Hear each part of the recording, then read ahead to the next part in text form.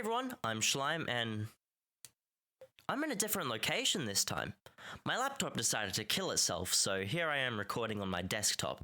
It'll probably be better for this video in particular anyway. Anyway, like most of you, I too am an avid gamer. In my bedroom alone, I have a Switch OLED Pokemon Scarlet and Violet Edition, a regular Switch, a Hyperkin Retron 3 HD, a Nintendo 64, a Super Nintendo, both Nintendo Classic Minis, a DS Lite and a new 3DS, a Game Boy Advance SP, and finally, a Valve Steam Deck. As you can see, I have a fondness for old Nintendo games. However, my favourite console out of all of them is by far the BBC, the big black console, the Valve Steam Deck. This thing is amazing, being able to play AAA games at pretty high graphics portably for about 15 minutes, but it also helped Linux gaming a ton, thanks to their Proton compatibility layer, allowing Linux users to play a lot of games that weren't directly available to them until now. And isn't that the best, allowing everyone to play beloved games without worry? But the thing that makes the Steam Deck, in my opinion, the best console isn't its portability, nor is it its revolutionary software that is given to a relatively unsupported platform of users. No, the thing that makes the Steam Deck the best console is... well, do I really need to say it? It's in the title. You already know. You've clicked on this video.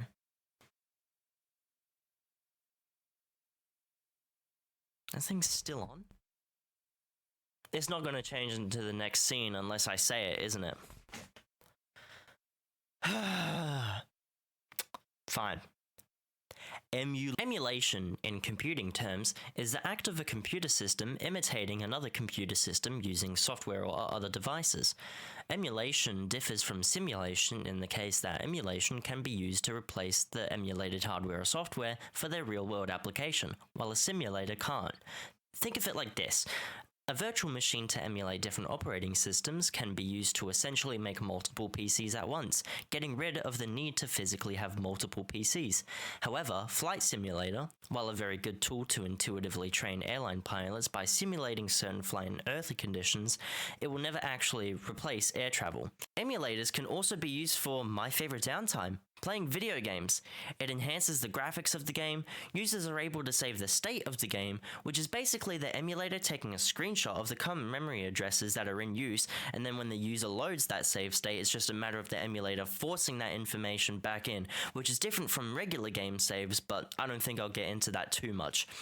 Easy access to cheats and more accessible control methods make emulators just a safe haven for a user to play any game they want, however they want, without worry. However, a lot of people don't actually emulate games. This could be for many reasons.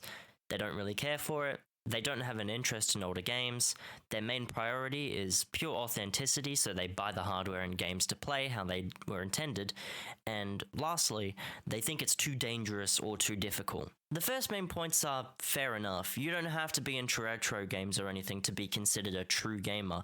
Anyone can like whatever game they want, it doesn't matter, unless it's Lord of the Rings Gollum.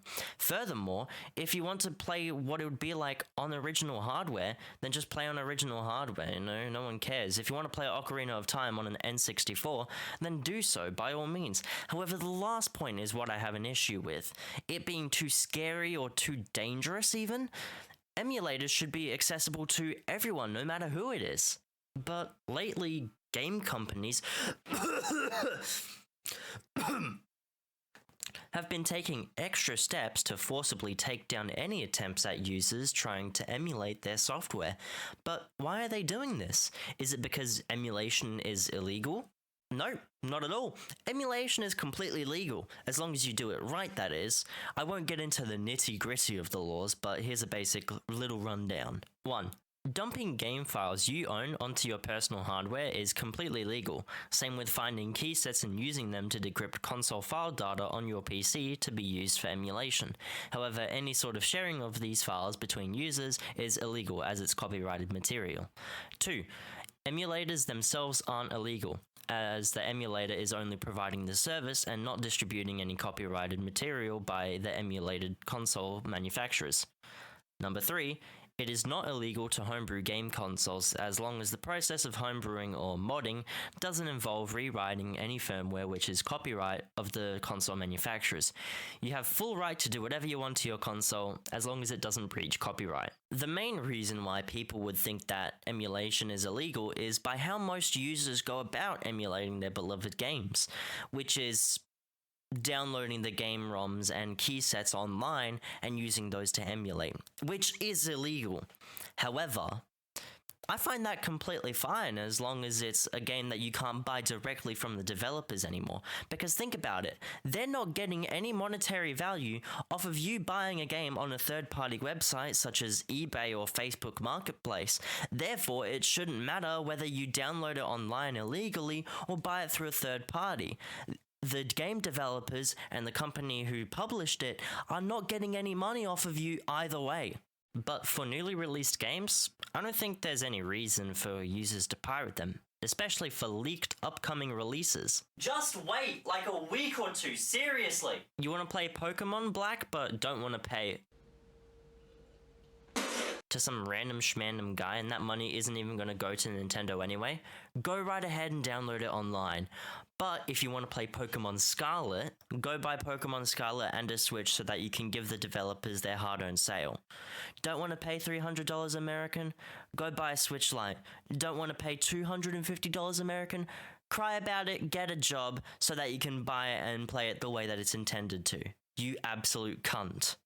There's no rhyme or reason for people to pirate newly released games in the modern landscape of gaming, except for some cases where it can actually enhance your gaming experience thanks to the cancer that is DRM, so please fix that, game companies, unless you want everyone to pirate your fucking games. If you're broke, just save up your money and wait. If you're greedy, stop being a cunt and go buy it. If you're leaking soon-to-be released games, I hope your family gets cancer. Games for the companies are all about profit, so if they're no longer making a profit on the older games because they're no longer selling it, then I think it's fair game to pirate that. But the companies deserve, sometimes, to reap the rewards of making their games, so just buy the game from the companies if they're selling them directly. This is why I think the Wii U and 3DS Virtual Console was such a good idea, allowing users to play older games on newer hardware using emulation. Now they kinda hit a wall with their online service, which is... It's the biggest piece of dog shit. I understand it may be difficult to add dependencies on something as vague as copyright, especially when the laws keep on changing every 2 years because Disney wants to keep a hold on Mickey Mouse.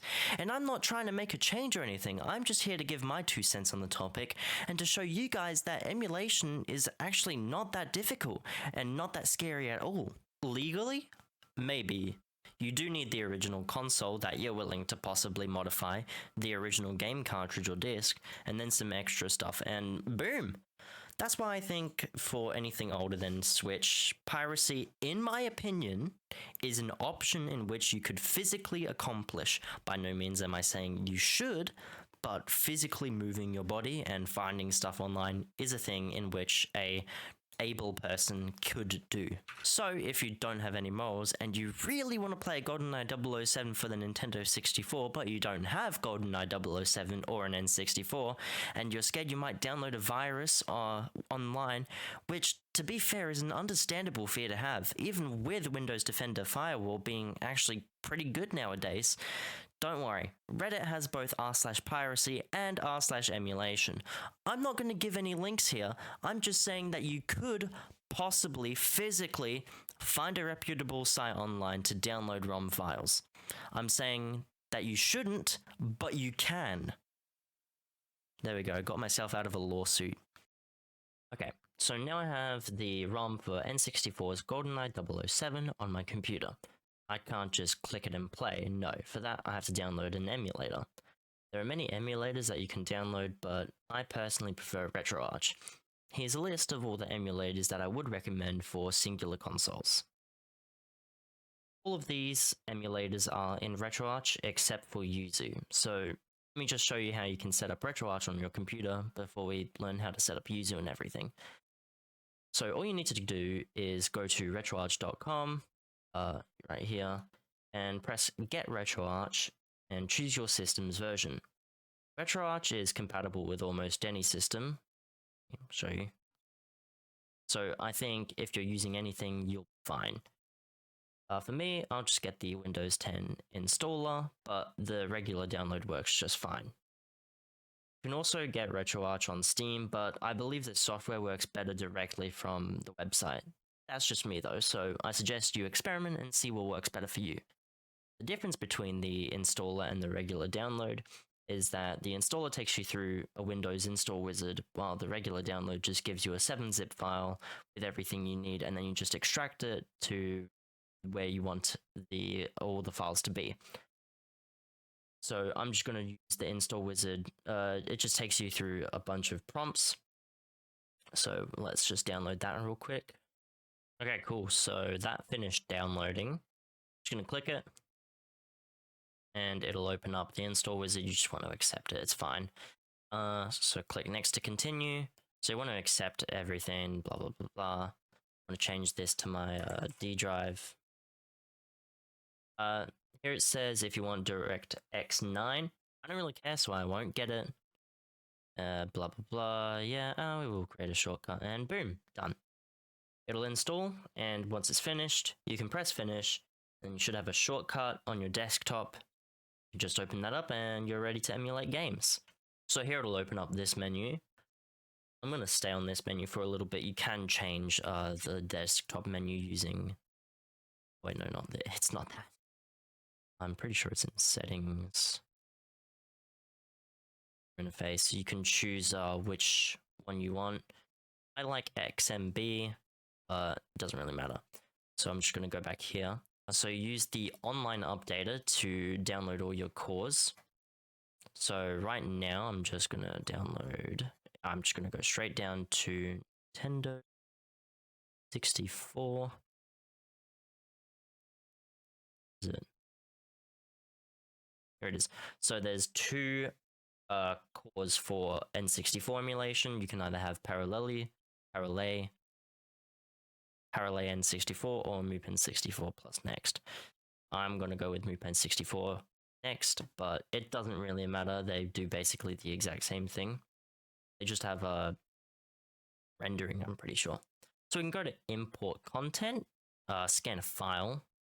Oh, Jesus Christ. Okay, there we go. So I've scanned it, and it should be right here. Yep. Now, if you want to download the thumbnail, you just go download thumbnails, and then it will download, blah, blah, blah. It's just taking a little bit, and boom, you have the little image. One is GoldenEye 007. You just press run.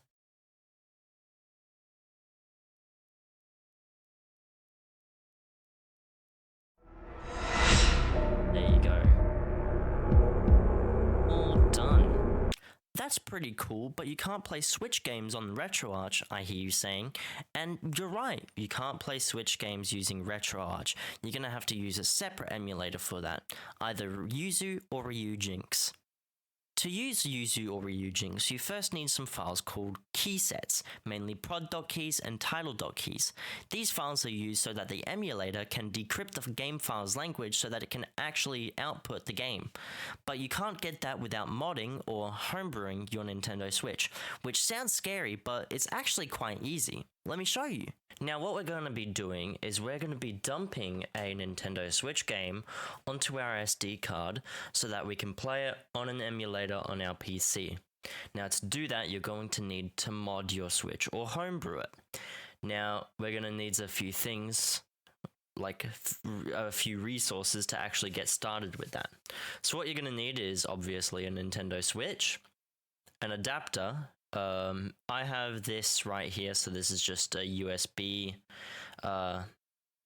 adapter for micro USB. It's perfectly fine, and an RCM Jig. Now, an RCM Jig is something that you slide into the right Joy-Con rail so that it grounds the 10th pin using the 0th or the 1st pin. That's to get into RCM mode, which I'll talk about just a little bit later. You can buy these on Amazon for like $5. I'll have a link in the description. And finally, what you'll need is a USB-C to either USB-C or USB-A cable so that you can plug your Switch into your PC so you can inject payloads, and I'll talk about that as well later. Now, first things first, you're going to want to download some software. So let me just show you on my computer here. Ooh. So what you want is two things. You want SAC or Switch Army Knife. This is just a little application so that you can merge XCI files, which is what we'll be doing. You can also merge NSP files.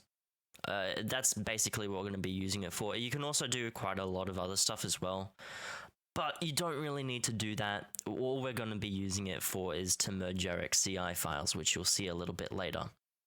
Another thing that you'll also want is, here it is, Tegra RCM GUI.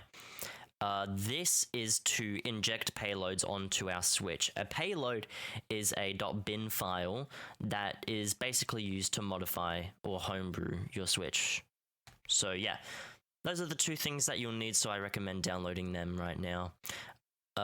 You can download Tegra RCM GUI and later in the setup, but I recommend just doing it immediately. It's pretty easy. All you have to do is like either download the MSI file installer, or you can go with the zip file. I prefer the zip file, extracting it onto your desktop. I've already done that, as you can see. So I have SAC and Tegra RCM. So we're going to be using these. I'm just going to pop them right down here. So now we actually have to check if we can modify your Switch at all, because Nintendo patched this in about 2018-ish. You can also mod new Switches, but I don't actually know how to do that. I just stuck with my old day one Switch here. So what you're going to do is look at the serial number at the bottom of your Switch here. So mine starts with XAW70004. So what we're going to be doing now is we're going to be going into a website called ismyswitchpatched.com. So all you have to do here is input your serial number, XAW70004. And hooray, my console is not patched. If it comes up with your console may be patched, I recommend you just keep on going just to see, because we're going to double check this. But if it comes up with your console is patched, I think you should just stop right here, because you're gonna be wasting your time. So yeah, just input your serial number here. I don't have to input my entire serial number because it already output as your console is not patched, and I've done this a million times before, so it's all good. So yeah, input that. Now, what we're going to be doing is checking if we can enter RCM mode. RCM mode, or recovery mode, is basically the Switch's BIOS. So you use it to inject payloads, which is basically like software made for the Switch, and that's how you input it. So all you have to do to get into RCM mode is ground the 10th pin of the right Joy-Con rail whilst holding down volume up and power. How you ground the 10th pin in here is by using either the 0th or the 1st pin in this little sequence of 10 pins. You can't really see it on the camera, I'm sorry for that, but trust me, it's there. You can have a check for yourself. So how you do that is by connecting the two using a wire. I have here what's known as an RCM Jig. You can make homemade RCM jigs. Right here I have my one that I used a few times. It only worked once and never again.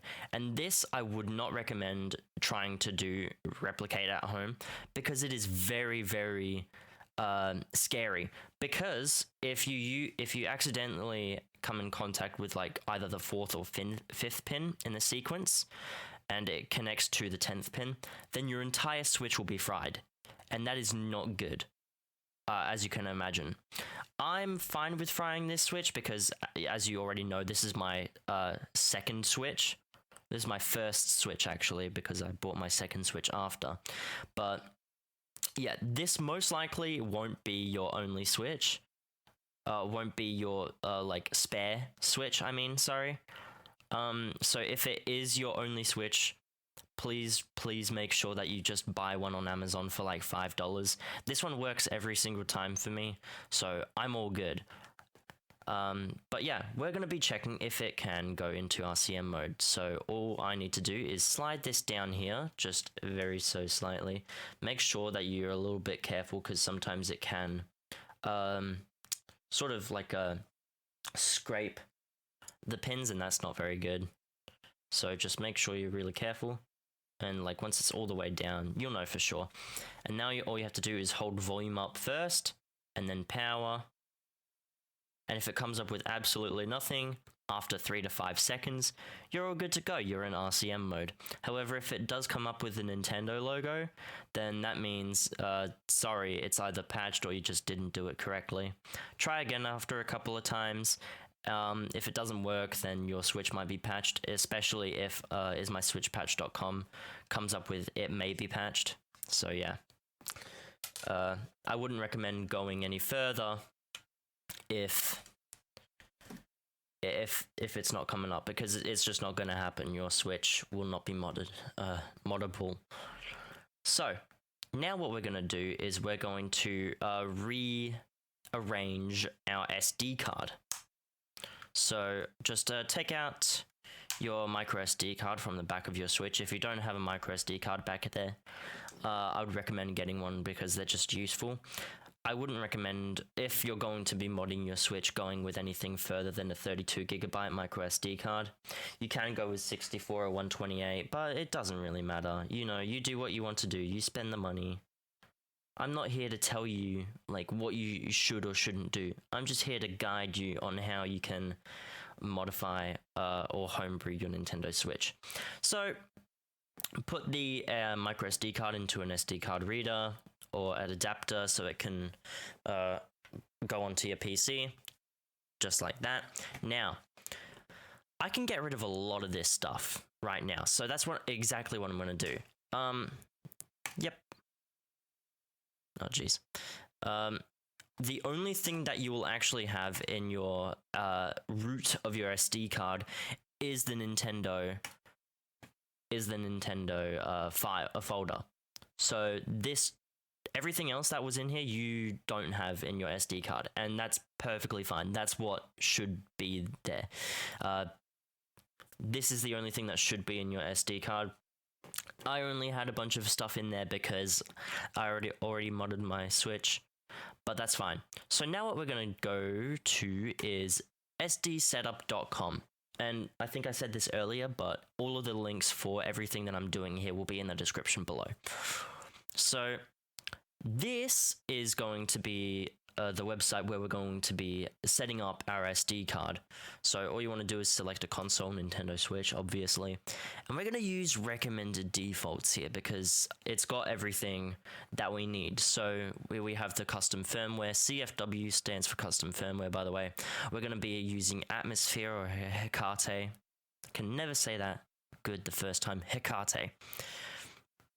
And it's got all of the utilities and stuff that we're going to need.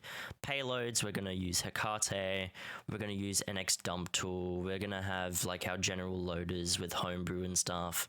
All good. And here you can see that we could have gotten Tegra RCM GUI, but we already got it earlier. Hopefully you followed through with that. So I'd recommend you do that now if you haven't already. And then, yeah, Hecate, blah, blah, blah. And then we're just going to download your zip.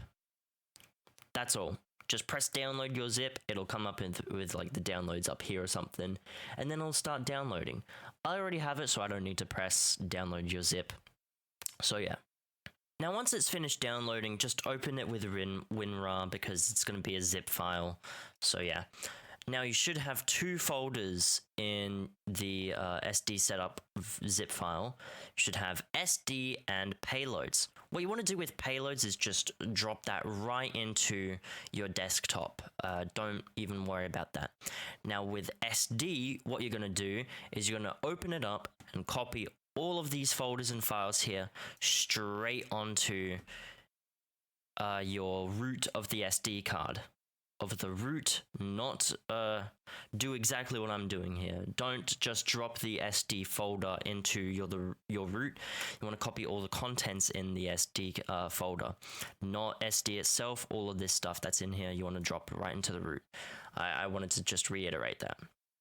Now, with payloads, you should have a couple of things in here, mainly Fuzzy and Hecate _ CTCAER. You won't have Lockpick RCM, but you will need Lockpick RCM. Now, the reason that it wasn't shown in there or that you don't have it in your payload, in your payloads folder is because Nintendo actually DMCA'd it. So yeah, however, it's very much needed. So go to the link that I have below to the Reddit link, because this guy has thankfully kept it archived and has it just uploaded onto Reddit. So make sure you download lockpick_rcm.bin.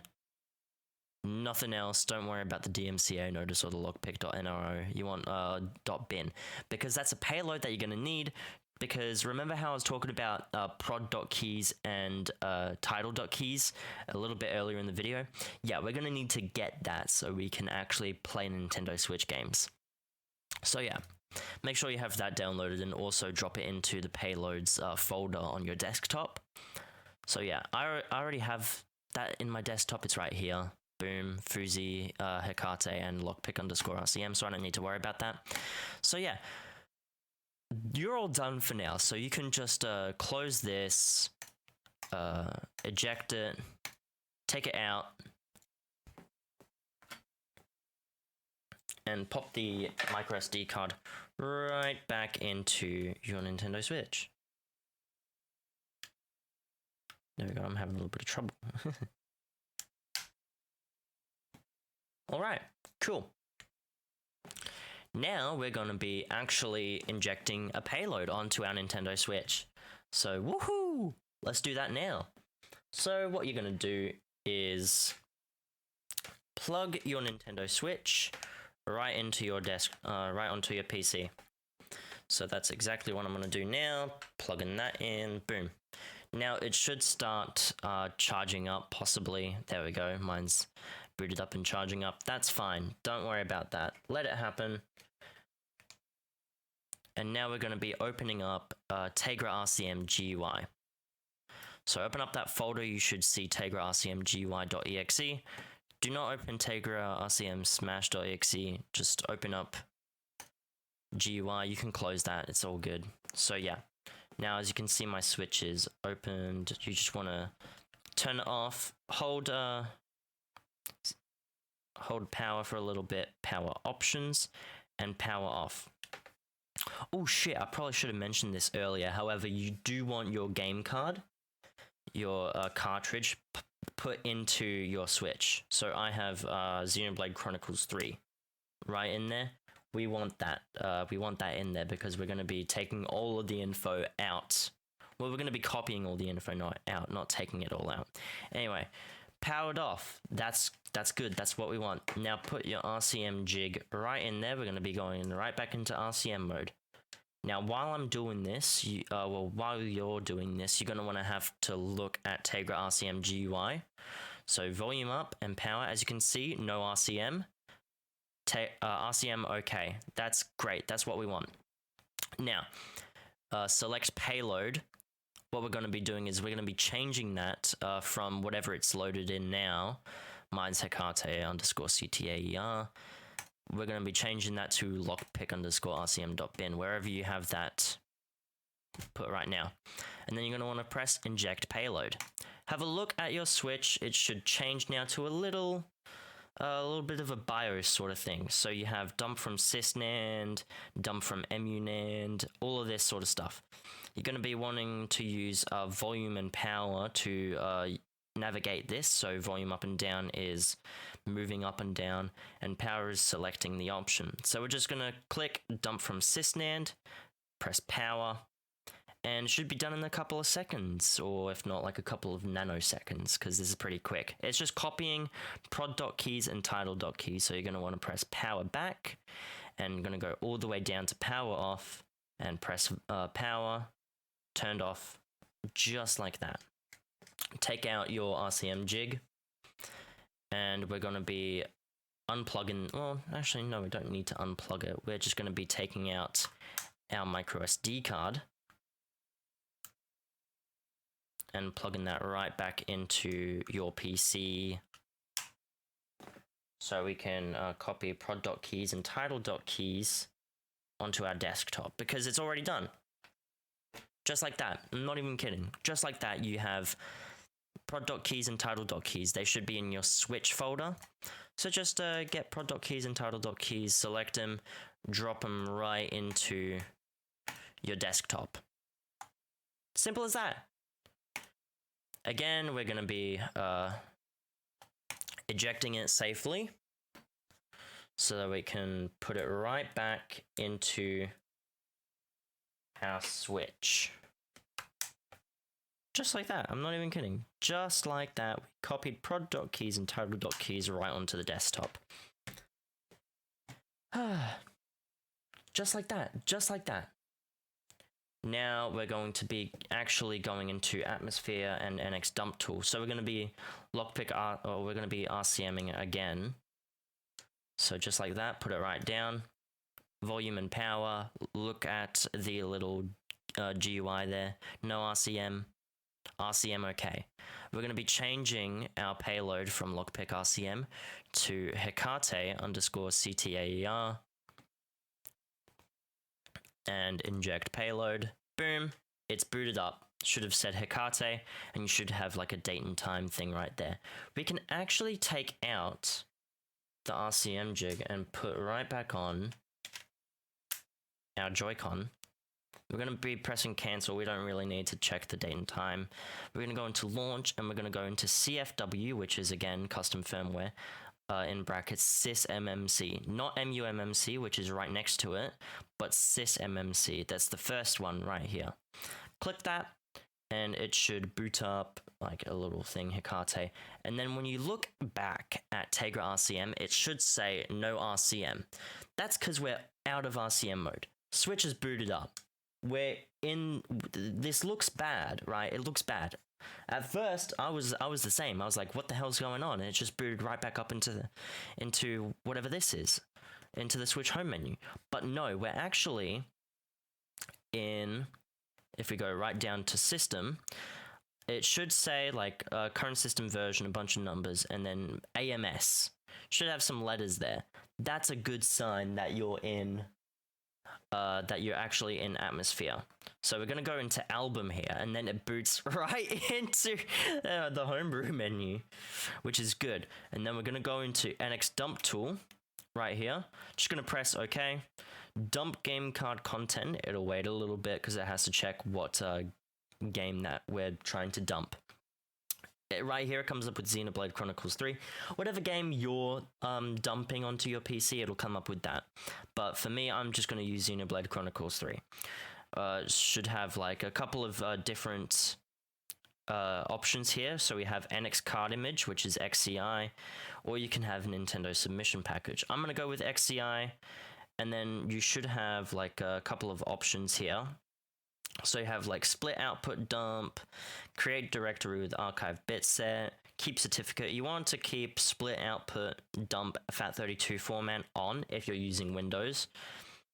And then you can just press start XCI dump. Now, the current size for this is going to be 14.1 gigabytes. So let's do it. Now you're going to have to wait for that to download. And while you're doing that, you can actually set up Yuzu. So let's do that now. Setting up Yuzu might sound like a pain, but it's actually the easiest shit in the world. I'm not even kidding. Right, so immediately what you're going to do is you're going to go into yuzu-mu.org. Again, this link is in the description.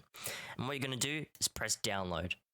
Now you should have like a couple of different options. You have like a mainline build, blah, blah, blah, blah. You can either choose Linux, Windows, or from GitHub.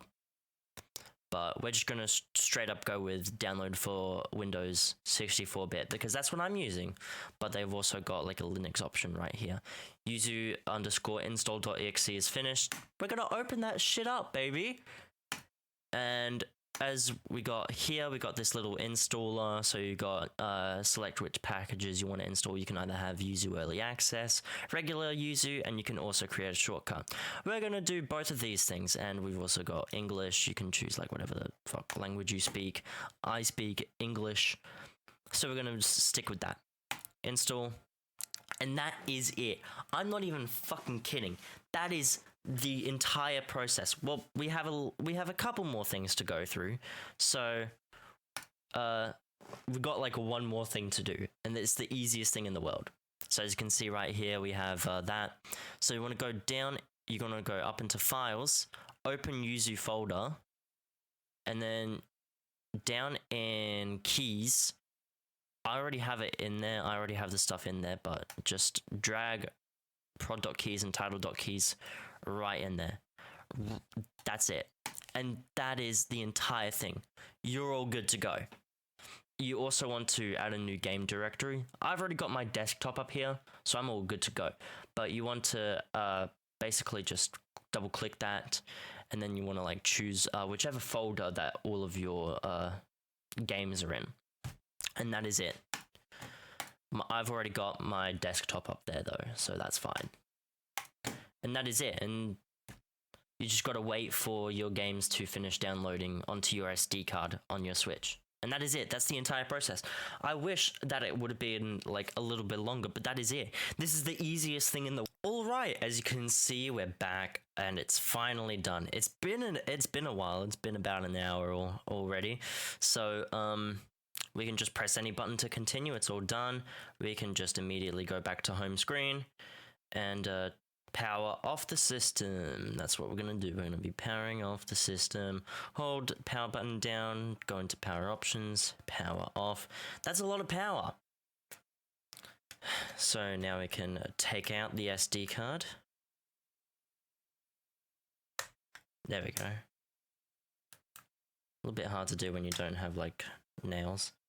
So there we go. We can just put the micro SD card back in our adapter. Bada bing, bada boom. We can put it into our PC, and we don't need our Switch anymore. It's perfectly fine. Also, once you power off and power back on your Switch will no longer be modded. It'll just be a regular Nintendo Switch, which is something that I actually really like. Anyway, we go back into the root of our SD card. We go into Switch, NX Dump Tool, XCI, or NSP, depending on which one you downloaded. But in XCI here we have, wow, 4 XC files. Aren't we supposed to have just one regular XCI file? Yes, you are. However, it isn't, because it's split up into different partitions because of how SD cards manage their memory. So we have to go and use SAK, or Switch Army Knife, to merge all those XCI files into one. So you just open it up. So go into your folder, press sak.exe to boot it up, go into XCI merge, open XCI, and then you just sort of like go into NX Dump Tool XCI, and you just choose XC0. Click open, and then you start merging by pressing merge XCI file, and then you wait for this to load. It's a lot of waiting for things to load. This process, it'll be done in a bit. It won't be as long as you downloading your game, depending on what it is. So you can just wait a little bit and it'll be all done very, very soon. Bada bing, bada boom! You are absolutely done. Merging for Xenoblade Chronicles 3. Been finished. It's merged 4 parts, which is absolutely perfect. You can just close this, close that as well. Okay, I completely forgot to say this. However, the merged files will end up in your SAK folder. So my Xenoblade Chronicles 3 was just located here. That's perfectly fine. You can just move it to like the folder where it should be. And then you can open Yuzu. And then bada bing, bada boom, it's right there. You can connect your controller. You can change... you can configure your controls and stuff here. I'm going to put on my Xbox controller, which I use. You can change graphics and everything. So I have an RTX 3050. You should use like Vulkan. I prefer Vulkan. You can also use OpenGL and stuff. I have VSync turned off. It's the whole thing. But you just double click it. It'll launch, it'll look like that when it starts up. And just wait a tiny bit. Just wait a little bit. Boom. Done loading.